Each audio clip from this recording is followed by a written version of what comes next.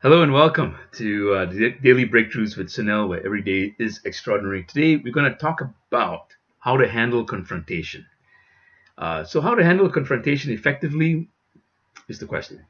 And the answer is you can be more effective depending on the context. So, there's a more effective context and a less effective context. So, you could say that the more effective context is wisdom. It's not always the case, but most of the time, I'd say it's a pretty good bet that you can go to the context of wisdom, and I'll explain more. The other context that's maybe not that effective, but it's where most people go, is the context of strength. So you can see when you look at a context, an oversimplified way of looking at a context is that it's a collection of opposites. So in the wisdom context, there are opposites. Two opposites, obviously. Then in the strength context, there are two opposites. So in the strength context, pretty straightforward. The two opposites are being strong or being weak. Right? You're either strong or weak. And that's the context. That's the world that you're stuck in, you could say. Right? The context of wisdom, the world you're stuck in too, in a sense, is that you either have a knee-jerk reaction, an automatic reaction to something, or you're more conscious or more accurately, today's parlance in brain science, you're more mindful. And I'll distinguish mindful in a second here. But those are the two contexts. Now you can imagine when you're in the context of strength versus weakness, sometimes works. Sometimes you just got to be strong and force something through. It's all about force and making something. If you're not, then you're weak.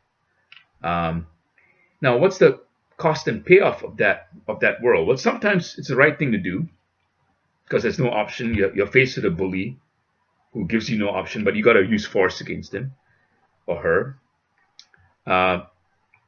So there's a cost to that. There's a pro to it too, because sometimes it's useful, but a lot of times the cost is that you are steamrolling people, so you may lose alliances, you may lose friendships, it may cost you relatedness, it may cost you some trust. If you attack a country today, tomorrow they may band against you, or they may decide to put economic sanctions on you. So there's some disadvantages, obviously, and advantages to the context of strength and weakness. Go over to the other side. The context of wisdom is knee-jerk, automatic reaction versus being mindful. So being mindful, you could say, is three things. And this is a quote from Ellen Langer, who wrote a great book called Mindfulness. And this is not a meditative mindfulness. It's actually a very grounded, very scientific approach to mindfulness. And you can say that there are three access points to being mindful when it comes to handling a confrontation. One is that you're open to new information. Secondly, you're open to and willing to create different perspectives, new ways of looking at things. So first is new information that you may not have had before. Secondly, a different perspective. You're open to a different perspective on what you're handling or trying to deal with or upset about with another person. The third is is the best part of this, the part I get excited about, which is that you're willing to create a new category of thinking, a whole category, a way of thinking that you may not have been aware of before. And this is where that last part, what I just mentioned, a new category of thinking, almost never comes out when you're in the strength weakness context, because all you think about is got to be strong. Right? So you tend to be resistant to different perspectives, new information, and new ways of thinking. Right? If you only think about war, you only think about fighting, you only think of disagreeing, you only think about debating somebody, putting somebody down, then there's no chance that you can, or little chance that you can create something new, a new possibility, you could say, a new way of looking at things, a new way of thinking, a different perspective, etc. So mindfulness for me is really about a different perspective, being open to it, being open to different categories or new categories of thinking, and thirdly, new information. So imagine when you're handling a confrontation, whether you're confronting somebody or an event or a circumstance, and you're in the strength and weakness part. Sometimes, like I said, it could be useful because that may be the only option. You may not have time to be mindful. You got to act, right? But the downside is that you're not open to different perspectives.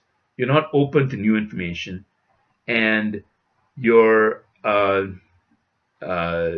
creating a different perspective. I think it's perspective, information, and new categories of thinking, right? That can be devastating because you may not see a possible creative way of solving the issue. Whereas in this world of wisdom, you're more open to creative ways of solving that might result in less stress, less pain, and more joy in the long term. So, how can this be practical? Well, when you're faced with a confrontation or a challenge, either in the form of another person or something's happened, an event has occurred, and you're confronted in your own self, conflicted in your own self, then the questions to ask is, and this may seem a little abstract, but you got to start with the abstract and then be determined to dig deeper, right? So the first question is, okay, what are some possible different ways of looking at this situation? How could I look at it differently? Or maybe I need to ask people, hey, what's a different way, different perspective of looking at this? The second is to ask, what information may I not really be very present to, or am I missing? Am I missing information? So you can ask people, listen, am I missing information? This is what I'm hearing. Am I missing some information? The third is being willing to create a new category of thinking. It's get a little tricky, but it's interesting because when you start talking to more people and dialoguing, that's when your brain, which has about 87 billion neurons up there, not all of them will connect, but over time, as you talk to and discuss it more with more and more people, continue, of course, that you have the time to do this, then you can start formulating a different approach, a different way of thinking, a different perspective even, and certainly more information that comes together in different ways to create a whole new approach to resolving your confrontation. So the first step, obviously, when you hit a confrontation, is to notice how much you want to jump into the knee-jerk reaction. Immediately go into force, or debating mode, or to put the person down, or to dominate them, or to avoid them completely, or to ignore them, versus being willing to create a new category of thinking, a different perspective, and more information that you can garner. I hope that makes sense to you. Again, this may be abstract, but the thing is, where I'm going to invite you to look at is, you got to start asking the questions. And this is what, see, sometimes just getting the answer is not really the answer. Because one answer in one context may not make any sense in a different situation or context.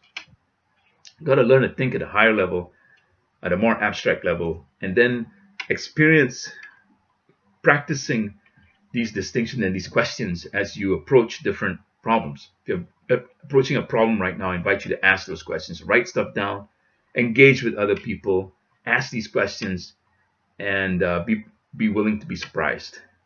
I hope that makes sense. If you have a comment or question, please enter it in the bottom, and I'll be happy to answer.